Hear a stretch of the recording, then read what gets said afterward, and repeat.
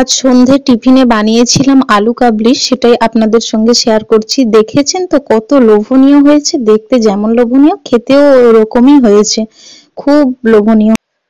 চলো আপনাদের সঙ্গে পুরো রেসিপিটা শেয়ার করি। আমি এখানে ছোলা আর বুট নিয়েছি কিছুটা, হাফ ছোলা আর হাফ বুট নিয়ে এখানে সেদ্ধ করতে বসিয়েছি, দিয়েছি লবণ আর তার সঙ্গে দুটো আলু কেটে সেদ্ধ করতে দিয়েছি।